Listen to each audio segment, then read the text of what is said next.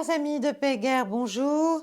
Je suis heureuse de vous retrouver pour une nouvelle mondoscopie. Nous sommes le 14 avril 2026. J'enregistre un peu en avance, je suis désolée. C'est la dernière fois. À partir de la semaine prochaine, tout rentrera dans l'ordre. Alors, aujourd'hui, ce sera encore un monosujet parce que je voulais parler aussi avec vous des élections en Hongrie, mais je pense que j'en ferai la clé du monde de cette semaine.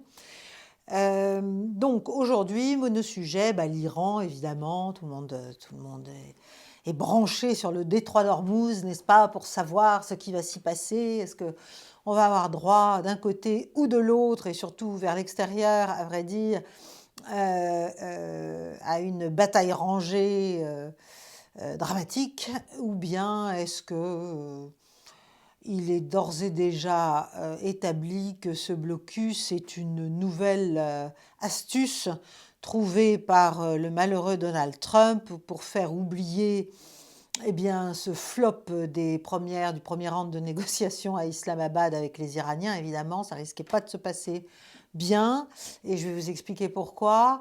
Et puis, le cessez-le-feu qui tient malgré tout. Donc ça veut dire que les uns comme les autres peut-être fourbissent leurs armes pour reprendre s'il le fallait, mais ont peut-être intérêt aussi à trouver une porte de sortie, et je pense surtout aux Américains, malgré le différentiel de puissance militaire évident entre les deux États. Je pense que c'est surtout Trump qui devrait vraiment tout faire pour se sortir de ce guêpier. Et on ne peut pas dire que sa méthode erratique, pas toujours compréhensible, assez écœurante par certains aspects, notamment sa manière de s'adresser aux autres, en fait, et de les menacer. On ne peut pas dire que sa méthode époustoufle par sa clarté, c'est le moins qu'on puisse dire. Donc, en tout cas, voilà, la grande affaire, c'est le blocus sur le blocus, sachant que les Iraniens n'ont pas bloqué le détroit d'Ormuz en tant que tel. Ils ont juste fait une sorte de passage à la carte, enfin au choix, à leur choix, à leurs mains, des navires, selon qu'ils payent en yuan ou pas, et selon qu'ils payent déjà, et qu'ils appartiennent à des pays alliés ou amis. En tout cas, pas à des pays qui ont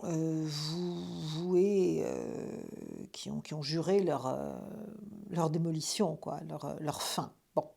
Alors, il se dit que les pourparlers pourraient reprendre, et je pense que Trump fait tout pour qu'ils reprennent, mais évidemment, si on veut arriver à quelque chose, il va quand même falloir, je ne sais pas moi, ouvrir quelques livres d'histoire, ou bien réfléchir 2 minutes, à moins d'être d'une parfaite mauvaise foi, comme lors du premier round, comme lors du round de février, comme lors du round de juin. Du côté américain, il faut quand même sortir de la mauvaise foi si on veut arriver à quelque chose. C'est-à-dire que si vous arrivez dans une négociation en demandant, en posant sur la table vos exigences, non seulement de départ, mais en fait de fin, et en expliquant que c'est à prendre ou à laisser, et que si c'est pas ça, nous allons tous vous assassiner, forcément, quand on tombe sur une partie adverse qui non seulement est forte et puissante, mais est moralement résiliente, et a décidé de ne plus laisser entamer sa souveraineté impunément, eh bien, on est mal parti. Bon, donc, tout ça pour dire que le premier round des négociations, des pourparlers d'Islamabad était mort-né en fait, parce que la mauvaise foi américaine était évidente. Évidemment, ils ont expliqué dans une belle inversion accusatoire que c'était les Iraniens qui étaient de mauvaise foi. Mais enfin, je rappelle quand même que ce sont les Américains et les Israéliens qui attaquent l'Iran, là, voilà. Donc, et que l'Iran ne se laisse pas faire et leur tient la dragée haute d'une certaine façon, militairement, politiquement, donc, et à des alliés puissants. Et les met face à une forme d'humiliation parce que rien n'a marché en fait de leurs objectifs. Bon, donc les La télévision d'État iranienne a expliqué que, en fait, ça avait capoté à Islamabad la première fois parce que les Américains demandaient trop, hein, ce qui est une gentille façon de le dire, c'est-à-dire ils demandaient tout, et qu'évidemment les points brûlants, les points compliqués, c'était Hormuz et c'était l'enrichissement de l'uranium. Bon, ça c'est pas un scoop, mais il y avait aussi d'autres points. Et que malgré la bonne volonté iranienne, écoutez, les Américains avaient continué à accumuler les demandes complètement déraisonnables et donc ça ne pouvait pas avancer. Donc tout ça, voilà, on a vu Vance arriver en disant, ça, enfin avant de partir même, ça va bien se passer, et puis on l'a vu repartir en disant c'est un échec. Évidemment, les Iraniens n'ont rien voulu faire, rien voulu entendre. Il faut dire que ce qu'on leur demande n'est pas rien. On leur demande en fait encore une fois, et je le dis, mais je le répète, de se mettre tout nus, n'est-ce pas, de renoncer à peu près tout ce qu'ils ont, de renoncer à enrichir de l'uranium à des fins civiles, de renoncer à leur défense balistique, de renoncer au fait effectivement à leur projet, d'ailleurs qu'ils mettent en place, de faire payer 2 millions de dollars par bateau souhaitant traverser le détroit d'Ormuz. Mais il faut se rappeler que ce n'était pas le cas avant le déclenchement de l'attaque américano-israélienne. Donc ce n'est pas eux qui ont décidé comme ça, out of the blue, comme on dit, de faire un droit de douane qui est effectivement illégal en regard du droit international de la mer, comme l'est d'ailleurs le blocus américain aujourd'hui. Mais c'est parce qu'ils ont été attaqués, ils ont agi avec les armes qu'ils avaient, c'est-à-dire non seulement les armes, mais évidemment en faisant en sorte que ne passe par le détroit d'Ormuz, qui est sous leur contrôle internationalement, sous leur surveillance, que les navires qui, entre guillemets, appartiennent à des pays qui sont amis, n'est-ce pas, qui ne leur veulent pas de mal. Donc ils ont choisi effectivement de faire payer et surtout de compliquer le commerce international et de provoquer le début d'une crise énergétique internationale. Bon, mais c'est pas comme ça, c'est une réponse à une agression et à une menace d'écrasement, d'envahissement, d'invasion, enfin de destruction de leur civilisation. Enfin bon, je ne parle même pas des superlatifs absolument ahurissants qu'empile Donald Trump pour essayer d'être pris au sérieux. Je trouve que ça a l'effet inverse, personnellement, parce que voilà, tout ce qui est excessif est insignifiant, comme disait Talleyrand, et je le répète souvent, et c'est vrai. Mais de toute façon, les États-Unis n'ont jamais voulu un accord avec les Iraniens. Voilà, il y en avait un d'accord en 2015, Trump en est sorti en 2018. Donc il faut arrêter. L'accord sur l'Iran avait tout accepté en 2015, après des années et des années de négociations sur l'enrichissement de l'uranium, qui était strictement encadré, surveillé, monitoré par les uns, par les autres, par la IEA, par tout le monde. Bon, ce sont les Américains qui se sont retirés de cela, bien sûr sous influence israélienne, et donc c'est pour complaire à Israël qu'ils se sont de nouveau prêtés, enfin ils ont lancé même, puisque c'est eux qui ont voulu ces pourparlers d'Islamabad, ce n'est pas les Iraniens, pour voilà, gagner du temps, essayer après d'accuser les autres de mauvaise foi, etc. etc. Bien.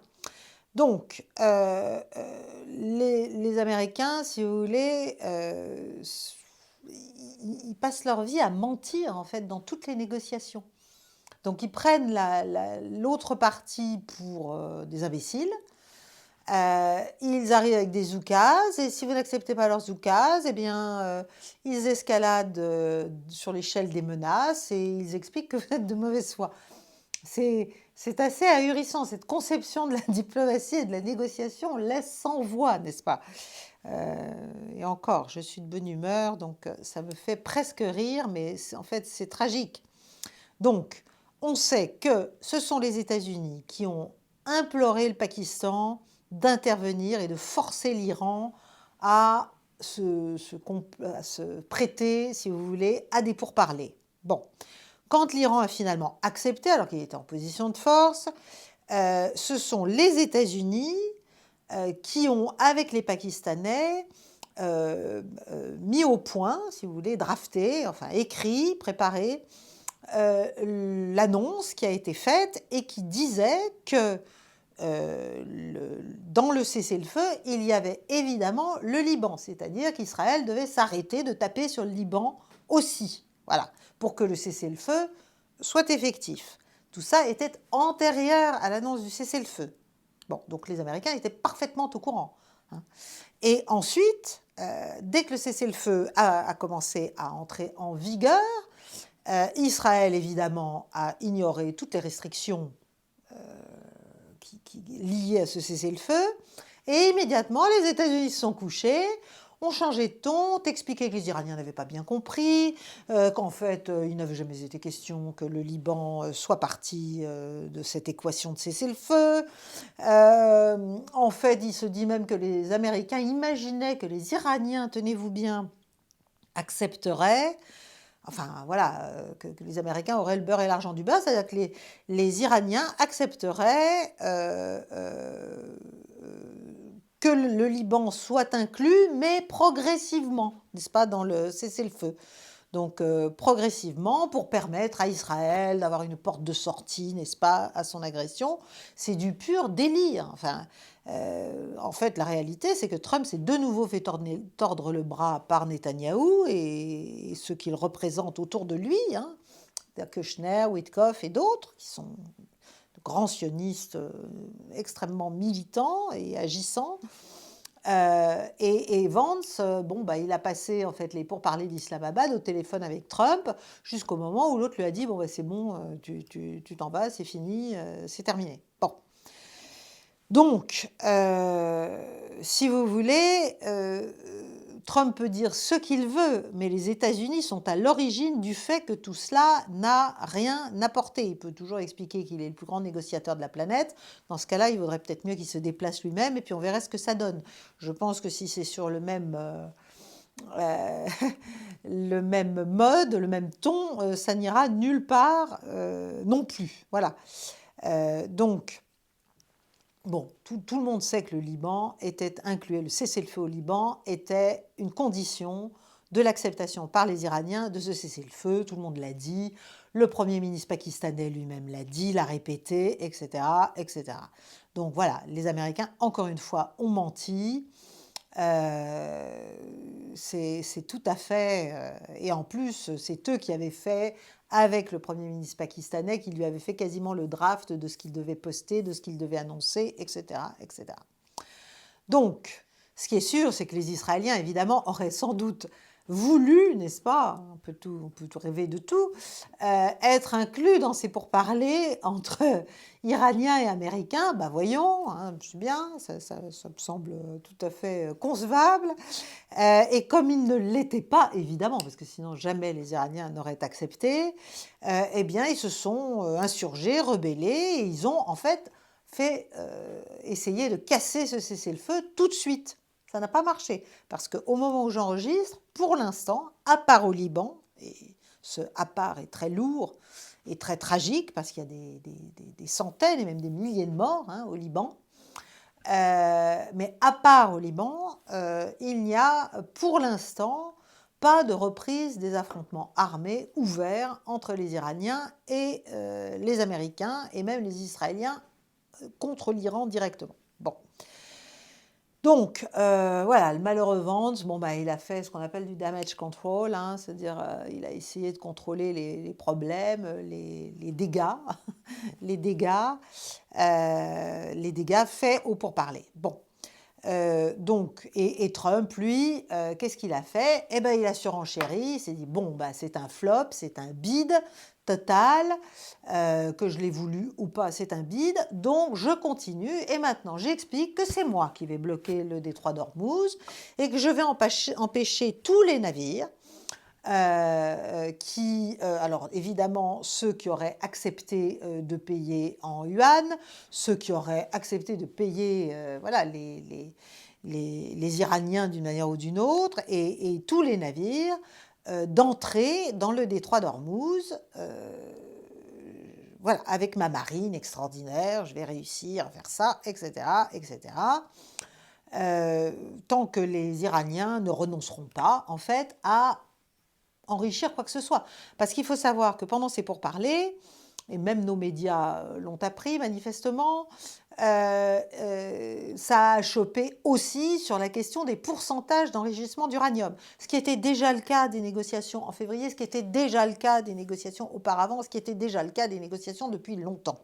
Bon, c'est-à-dire que les Américains, sur consigne israélienne, veulent que l'Iran renonce à tout, c'est-à-dire plus d'enrichissement du tout.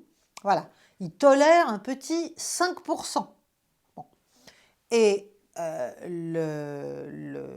les Iraniens, eux, demandent 20%, parce qu'ils ont des réacteurs civils qui ont besoin d'uranium enrichi à 20% pour fonctionner. Donc c'est même pas, on est très très loin de la qualité militaire. La qualité militaire, c'est près de 100%. Donc voilà, il faut savoir de quoi on parle aussi. Quand on parle d'enrichissement de l'uranium, on a tout de suite l'impression que c'est l'arme atomique. Pas du tout. Deuxièmement, je rappelle que l'Iran a signé le traité de non-prolifération nucléaire et s'est engagé depuis des années, depuis des décennies, à ne pas avoir d'armes nucléaires militaires. Donc là aussi, si vous voulez, il y a une espèce de flou artistique qui est encouragé, qui est systématiquement utilisé par les Américains et les Israéliens pour faire croire que l'Iran veut continuer à se doter de cette arme nucléaire avec laquelle il détruirait naturellement la planète et évidemment en commençant par Israël. Bon, donc tout ça, je vais être très familière, c'est du flan. Voilà, c'est du flan. C'est du flan et c'est surtout le prétexte pour essayer de se faire l'Iran, tout simplement, de mettre l'Iran à terre, de ruiner ce pays. Et là, donc Trump, en déclarant son blocus américain du détroit d'Ormuz, en fait, qu'est-ce qu'il veut faire? Il veut littéralement asphyxier les Iraniens économiquement, énergétiquement, les séparer de ses alliés, bon, là, de leurs alliés. Là, je lui souhaite bon courage parce que les répliques sont en cours. Et il s'imagine que ça va marcher. Par ailleurs, il a des déclarations de plus en plus outrancières, de plus en plus grossières, y compris vis-à-vis du pape lui-même, Léon XIV, absolument ahurissantes. Le pape qui a évidemment fini par prendre la parole et appeler à la paix, rappeler que c'est la paix qui doit dominer et pas juste l'avidité et la guerre. Et évidemment, Trump n'a pas apprécié, n'est-ce pas, qu'on lui fasse la leçon, quel scandale. Et donc, face au pape, il a expliqué qu'il ne l'aimait pas, que c'était un pape qui préférait le crime, etc., etc., etc. Même le président iranien a jugé bon de réagir et d'expliquer, j'allais dire, de présenter au pape les excuses de Trump, quasiment, enfin de dire que tout cela était absolument indigne. Enfin, si vous voulez, voilà, il y a un débat aux États-Unis expliquant que Trump n'a plus toute sa tête, en fait. Ça, je n'en sais rien du tout. Est-ce que c'est sa méthode d'imprévisibilité? Je n'en sais rien du tout non plus. Mais il est certain que pour faire oublier le fiasco de la guerre, le fiasco de cette décision complètement idiote qu'il a prise, et surtout son impuissance, il veut asphyxier l'économie iranienne, mais aussi chinoise, naturellement. Vous vous souvenez de l'objectif ultime, c'est la Chine. Et évidemment, l'idée, c'est qu'en bloquant Hormuz, on va réussir à, après avoir fait ce qu'on a fait au Venezuela, etc., on va, en assumant une forme d'escalade, on va arriver à gêner les Chinois et qui ne réagiront probablement pas. Aujourd'hui même, un navire chinois a passé le détroit d'Ormuz. Les Américains n'ont rien fait, manifestement. Bon. Donc je pense quand même qu'il y a beaucoup d'esbrouf, beaucoup de bravado, hein, de grands... enfin voilà, c'est du Trump dans le texte. Mais de toute façon, si vous voulez, c'est pas ça qui va forcer les Iraniens à revenir discuter. Parce que discuter de quoi? Et au nom de quoi les États-Unis, qui critiquent l'Iran pour prendre une dîme, enfin un droit de douane, lorsque les navires passent le détroit d'Ormuz, au nom de quoi les États-Unis peuvent-ils, dans les eaux internationales, arraisonner les navires qui ont le droit tout à fait de passer à travers ces corridors, donc aussi bien Ormuz qu'en amont, si vous voulez. Donc, ce blocus américain a commencé donc lundi, lundi à 10 h du matin, enfin, heure américaine de la côte Est. Donc tous les navires de toute nationalité sont désormais a priori ciblés par la marine américaine. Alors là, je viens de vous dire qu'un Chinois est passé, probablement d'autres. Mais surtout, en amont de cela, chose dont je ne vous ai pas parlé, il s'est passé quelque chose d'amusant. Enfin d'amusant. C'est que pendant que, soi-disant, on discutait, n'est-ce pas, au Pakistan donc sous cessez-le-feu, si vous voulez, il y a 2 destroyers américains qui ont essayé de franchir Hormuz et qui ont été pris en chasse, enfin en tout cas filés et approchés par des speedboats iraniens, parce que certes, les Américains ont coulé les frégates, mais ils ont quand même pas mal encore de petits speedboats, qui leur ont fait un certain nombre de warnings, enfin d'avertissements, pardon, et on finit par leur dire, écoutez, je ne sais plus si c'était la 3e fois, écoutez, maintenant vous êtes dans notre ligne de mire, ça veut dire qu'on a des missiles qui sont prêts à vous taper, donc vous avez 30 minutes. Voilà, vous avez 30 minutes et vous partez. Bon. Parce que tout ça, tout ce conflit, et c'est là que ça a du sens et que ça a du poids et que c'est important géopolitiquement de bien le comprendre, c'est un conflit finalement extrêmement important pour la démonstration qui peut être faite ou pas, ou qui peut être ratée, et dont les Iraniens sont les acteurs, si vous voulez, démonstration faite que la souveraineté, ça compte. Et qu'il ne suffit pas d'être gros et musclé et de venir taper avec ses poings sur la table et de menacer de tout détruire pour que les autres se laissent faire. Et ça, c'est une leçon qui, à mon avis, pourrait peut-être même faire des émules en Europe, je ne sais pas, mais certainement dans d'autres parties du monde. Donc on est vraiment sur ce conflit-là. Bien sûr, il y a la Chine, et je vais vous dire ce que la Chine fait pour réagir. Mais si vous voulez, c'est un problème, ce n'est pas le problème du nucléaire. Okay, le nucléaire, c'est un prétexte. Si l'Iran avait la bombe, personne n'aurait jamais osé l'attaquer, et certainement pas Israël. Et alors, quant à la libération de la femme iranienne, je voudrais qu'on m'explique qui s'intéresse à la libération de la femme nord-coréenne. Parce que la nord-coréenne aussi, elle a le droit d'être libérée, et Dieu sait si, à mon avis, le régime nord-coréen est infiniment plus terrible que le régime iranien actuel. Tout le monde s'en fout de la femme nord-coréenne, n'est-ce pas? Pourquoi? Parce que Kim Jong-un, il peut menacer crédiblement d'une riposte nucléaire. Voilà. Donc il faut quand même être sérieux à la fin. Voilà. C'est parce que, comme l'Irak, c'est parce que l'Iran n'a pas la bombe qu'il a été attaqué. Il ne la veut pas. Enfin, il ne la voulait pas. Aujourd'hui, je n'en sais rien, et demain, je n'en sais rien. Mais il veut se réserver, en fait, la possibilité de pouvoir l'atteindre sans attendre 20 ans pour pouvoir dissuader les États-Unis et Israël de l'attaquer. Et il faut maintenant, il faut que ça s'arrête en fait. Il faut que cette boîte noire dans laquelle on a essayé d'enfermer l'Iran depuis près d'un demi-siècle, 47 ans, s'arrête et qu'on change de paradigme, vraiment. Alors, certes, le programme balistique iranien a montré une capacité de dissuasion subnucléaire, si vous voulez, infranucléaire importante, assez efficace, il faut bien le dire. Et d'ailleurs, là, il se dit qu'ils ont encore au moins la moitié de leur potentiel en matière balistique, et en matière de drones, ils en ont encore des dizaines de milliers. Trump a raté son opération en juin d'oblitération, n'est-ce pas, des stocks d'uranium enrichi et des installations nucléaires iraniennes. Les fameux 430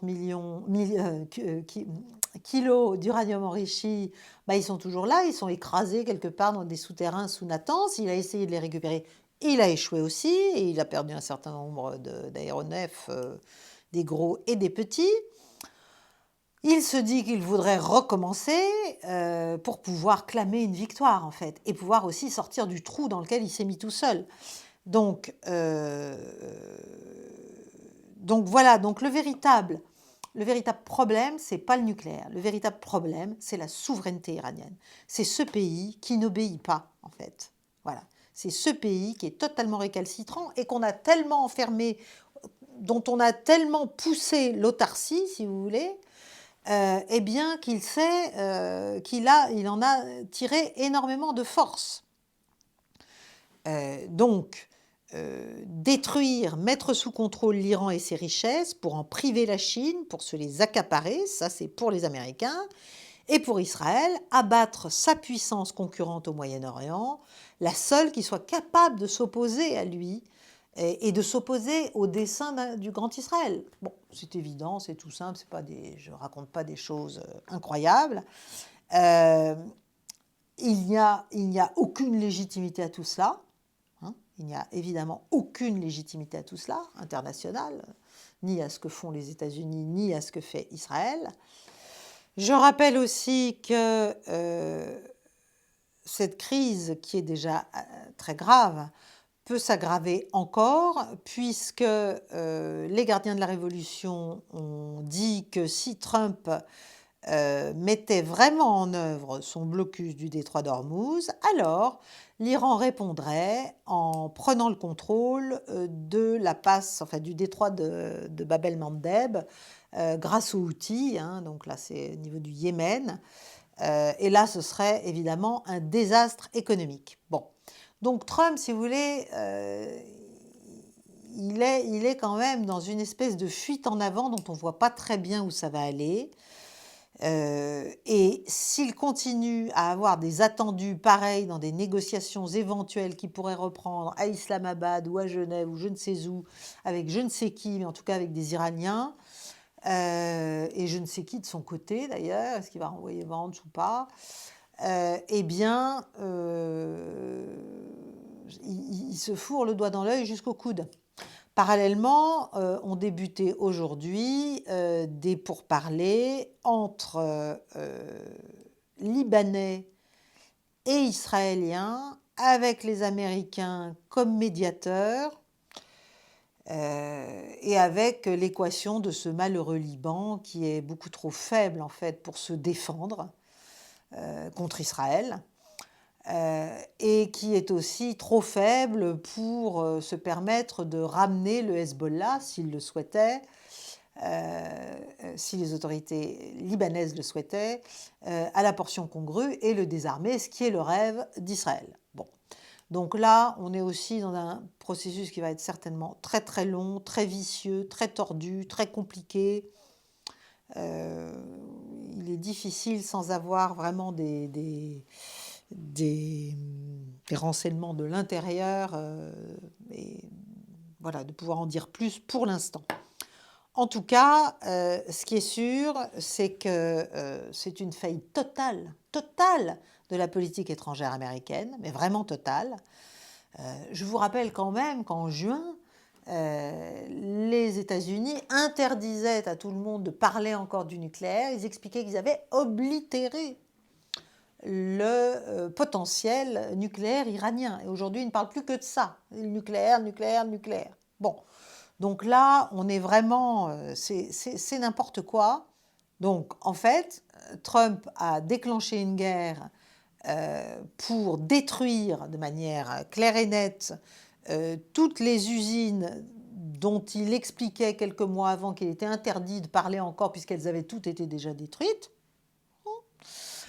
Et puis, deuxièmement, il va encore plus loin, il introduit un blocus, il essaie de bloquer le blocus iranien, si vous voulez, pour ouvrir un détroit qui était complètement ouvert avant son agression. Hein, voilà.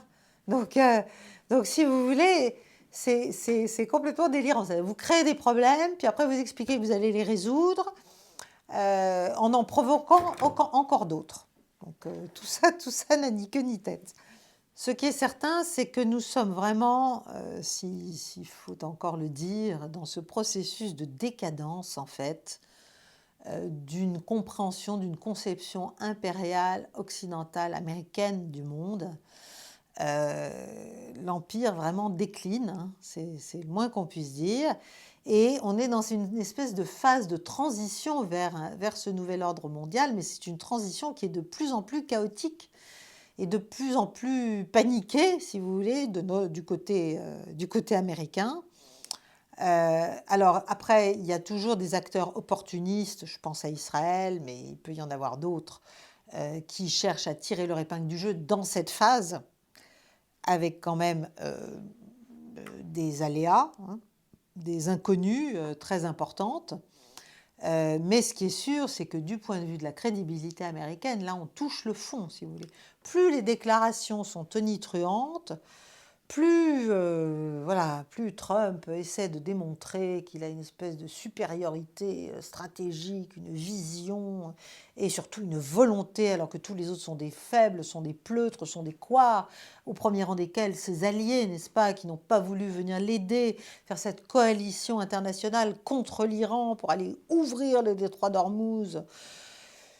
Euh, c'est c'est quand même difficile de lui donner crédit. Alors, certains le font, certains expliquent, mais écoutez, vous avez l'impression que Trump fait n'importe quoi, pas du tout.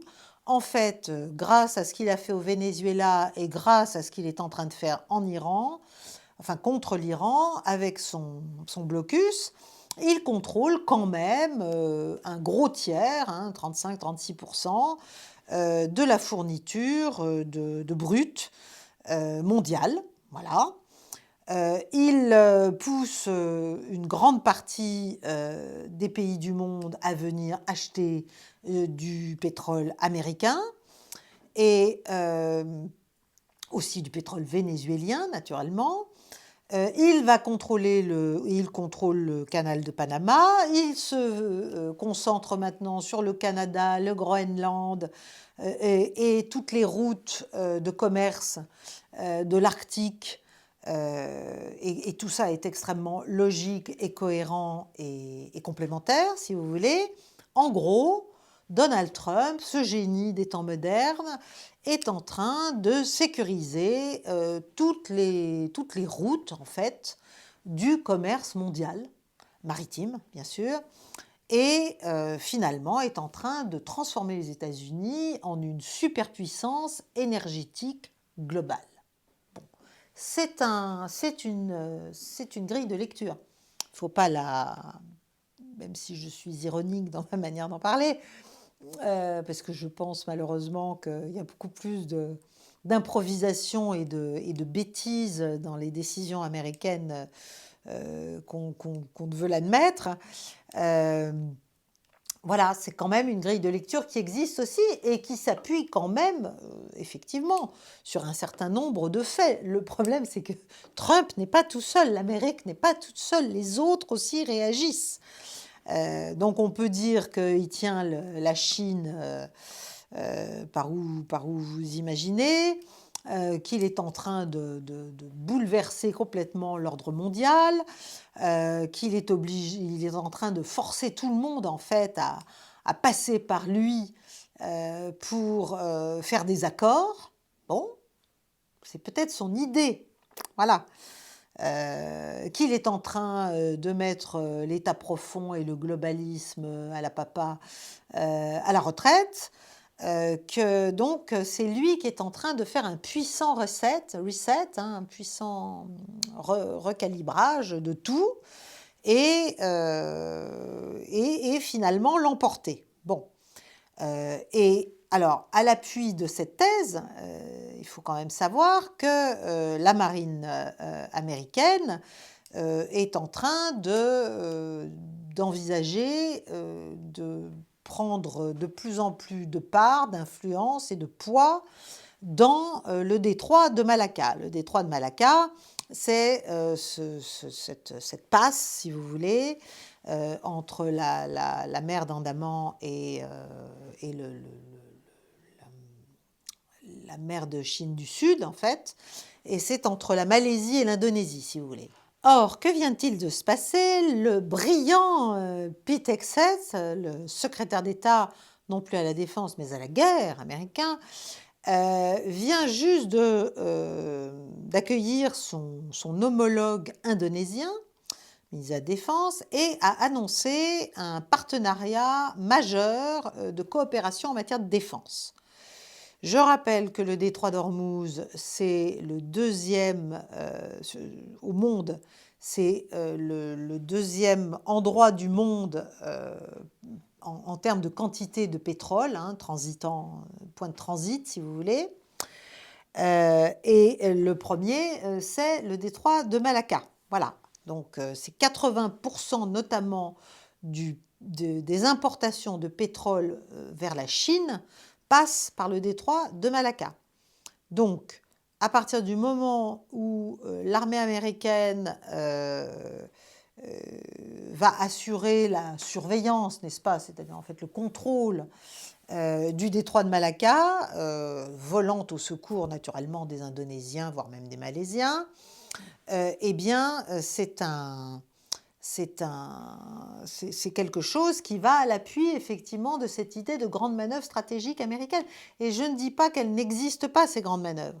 Je pense simplement que la manière dont Trump met peut-être ses idées en œuvre, sans en voir forcément tous les attendus lui-même d'ailleurs, est extrêmement dangereuse pour l'ensemble du monde et qu'il a l'air, mais alors de s'en fiche, mais totalement. Voilà.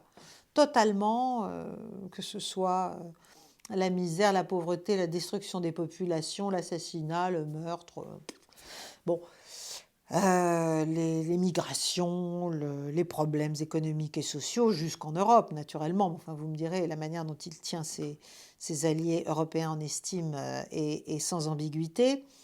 En tout cas, toutes ces grandes manœuvres américaines géniales risquent de plonger le monde dans un désastre économique et social sans précédent. Je rappelle que depuis le 28 février, il y a à peu près 12 millions de barils jour en moins dans ce qui existe, si vous voulez, pour l'économie mondiale. Voilà, ça a baissé de 12 millions de barils jour. C'est beaucoup. Donc, les grandes manœuvres géniales américaines, il y a juste un petit problème, c'est que pour être mises en œuvre, n'est-ce pas, elles risquent de provoquer de tels effets boomerang que ça peut être un désastre économique mondial. Voilà. Je rappelle que depuis le 28 février, il y a chaque jour 12 millions de barils de pétrole en moins pour le fuel de l'économie mondiale. Hein. Pendant les crises pétrolières des années 70, les chocs pétroliers des années 70, c'était 5 millions. Vous me direz que l'économie mondiale à l'époque n'était évidemment pas du tout aussi développée. Donc, il faut comparer ce qui est comparable. Mais c'est quand même beaucoup, 12 millions. Bon, l'essence aux États-Unis a augmenté de plus de 20%. L'inflation est à 3%. Si vous voulez, c'est quand même inquiétant. Et surtout, il y a les autres acteurs. Alors je sais, c'est délicat quand on est un empire. On imagine que les autres n'existent pas. Ils sont juste là pour vous révérer ou vous craindre. Bon. Mais malgré tout, la Chine existe. Et alors, que vient de faire la Chine en réponse à tout cela? Tout à fait à la chinoise, c'est-à-dire pas de guerre directe, pas d'intervention directe. Mais la Chine a annoncé, a coupé discrètement les livraisons d'acide sulfurique. L'acide sulfurique, c'est pas négligeable. C'est l'un des composants les plus importants dans toute l'économie industrielle, si vous voulez, dans le monde, pas seulement en Europe. Hein. Ça entre dans la composition des engrais phosphatés, donc S'il y en a moins, il y a moins de nourriture, moins de capacité. Ça entre dans l'extraction du cuivre, donc s'il y en a moins, il y a moins de câbles en cuivre électrique, il y a moins d'infrastructures, il y a moins de batteries, il y a moins de véhicules électriques, il y a moins de textiles aussi, parce que ça rentre aussi dans le raffinage pétrolier. Bref, le 10 avril 2026, date fondamentale, c'est mon anniversaire, la Chine a annoncé qu'elle suspendrait ses exportations d'acide sulfurique à partir de mai. Donc ça frappe toutes les industries de métaux, ça frappe les industries d'engrais aussi, qui sont déjà mises à mal par la guerre, déjà. Hein. C'est déjà perturbé, si vous voulez. Bon. Et ça a été annoncé, je vous le donne en mille, le 10 avril, c'est-à-dire, c'est certes mon anniversaire, mais c'était surtout le jour où Trump a annoncé le blocus américain sur Hormuz, enfin son intention de le mettre en œuvre, même s'il n'a été mis en œuvre que lundi. Bon. Donc pour comprendre ce choc, il faut mesurer ce qui se passe. D'abord, la fermeture du détroit d'Ormuz, ça bloque les exportations de soufre du Moyen-Orient, qui en produit aussi beaucoup, qui en produit à peu près un tiers à l'échelle mondiale. Et le soufre, c'est la matière première de l'acide sulfurique. Bon. Deuxièmement, donc la Chine, elle ferme le robinet du produit fini, de l'acide sulfurique lui-même. Donc le marché mondial, il est privé du soufre du Moyen-Orient et de l'acide sulfurique chinois. Donc les prix du soufre s'envolent, je crois que ils ont augmenté de près de 70% depuis le début du conflit. Il y a d'autres... voilà, après, c'est en cascade, si vous voulez, les incidences sur l'Amérique latine, sur le Chili. Le Chili, c'est le premier producteur de cuivre mondial. Donc, il importe plus d'1 million de tonnes d'acide sulfurique chinois par an. Environ 20% de sa production de cuivre dépend de procédés nécessitant l'acide sulfurique. Ça touche aussi l'Afrique, la RDC, la Zambie, l'Indonésie. Donc il y a tout ça, c'est la réponse des Chinois. Voilà. Donc c'est une pression chinoise supplémentaire sur la sécurité alimentaire mondiale, alors qu'on sait que les marchés agricoles sont déjà sous tension. Donc c'est ça la stratégie chinoise, si vous voulez. Il n'y a pas besoin de rentrer en guerre. Pendant que Trump fait des ronds dans l'eau avec sa marine et explique qu'il va détruire la civilisation perse, les Chinois, pouf, ils ferment juste le robinet de l'acide sulfurique. Je crois qu'ils l'ont fait aussi avec le tungstène, je crois. Voilà, c'est la guerre économique, c'est une guerre asymétrique, naturellement. Mais c'est ce que fait la Chine depuis déjà longtemps. Elle le fait aussi quand l'Amérique la menace de droits de douane exorbitants. Elle explique, écoutez, oui, mais enfin bon, moi j'ai des terres rares, donc vous n'aurez plus de terres rares pour tout, pour vos iPhones, pour vos avions, pour tout un tas de choses. Elle a en fait une position dominante, forcément, depuis le temps, dans les chaînes d'approvisionnement mondiales, et elle s'en sert comme d'un moyen de pression, ce qui lui permet d'éviter la confrontation militaire directe. Elle connaît les points de dépendance, si vous voulez, qui ne se voient pas comme ça, mais qui existent. Et quand elle doit répliquer à des provocations ou à des agressions indirectes contre elle, ce qui est le cas de ce qui se passe contre l'Iran, eh bien, elle ferme le robinet, tout simplement, voilà, et puis elle attend que ça fasse son effet, que ça monte au cerveau à Washington de quelques-uns. Trump peut toujours annoncer son blocus maritime sur le mode spectaculaire.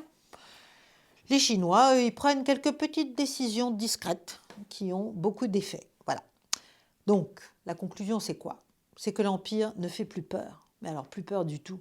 Voilà. Et que plus il s'agite, plus il déploie sa puissance réelle, sa puissance militaire, mais sa puissance à l'ancienne. En fait, c'est des méthodes obsolètes, tout ça. C'est des méthodes de brute épaisse, c'est des méthodes obsolètes. Voilà. Le blocus naval, c'est des choses, voilà, c'est le XXe siècle, tout simplement. menacés de détruire une civilisation, menacés d'exploser tout le monde et de les conduire en enfer, menacés. Si vous voulez, tout ça est à la fois infantile, tragique, dangereux et obsolète. Voilà. Et pendant ce temps, Pékin coupe le robinet de la production alimentaire mondiale, finalement. Cette guerre-là, personne n'en parle, évidemment, parce que ça fait moins de bruit, c'est moins sexy sur les chaînes d'information continue, mais c'est quand même la vraie guerre, et c'est surtout la guerre des corridors mondiaux. Parce qu'en fait, c'est ça qui est en train de se jouer, et je conclurai là-dessus. C'est un moment de transformation tout à fait fondamental, et l'Iran est le point, l'incarnation, si vous voulez, de ce combat. Qui détient le droit de passage dans le monde? Où? Voilà. Qui peut contrôler les routes maritimes du monde?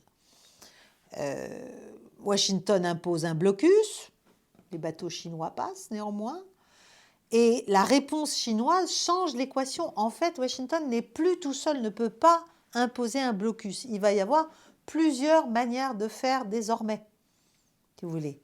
Il ne s'agit pas d'interdire la mer. La mer va être divisée, comme le reste. Comme le reste. C'est très triste, mais voilà. La Chine envoie des navires, elle intervient, et concrètement, elle dit écoutez, nos navires passent et ne seront pas arrêtés. Voilà. Essayez seulement de les arrêter. Et à ce moment-là... Et donc c'est une forme aussi de dissuasion qui est en train de se mettre en place. Il s'agit de briser le monopole américain sur la décision maritime elle-même concernant les routes du commerce maritime mondial. Parce que la Chine a bien compris qu'on veut l'asphyxier à la fin. On veut asphyxier sa stratégie de projection de sa puissance qui n'est pas militaire mais qui est commerciale, tout simplement. Donc on en est là.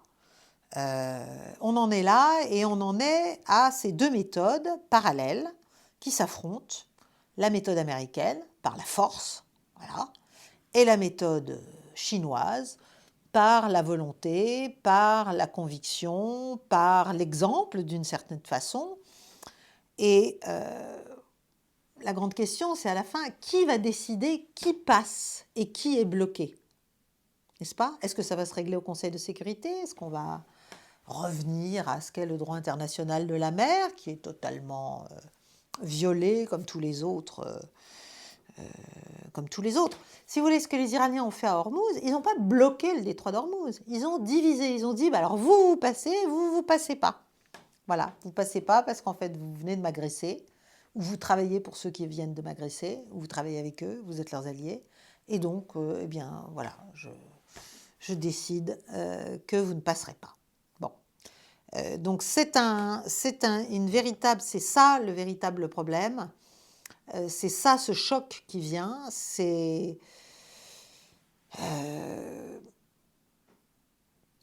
le monde risque d'être divisé de plus en plus, c'est peut-être l'amorce d'une économie mondiale double, d'une économie mondiale selon des canons différents et des canaux différents.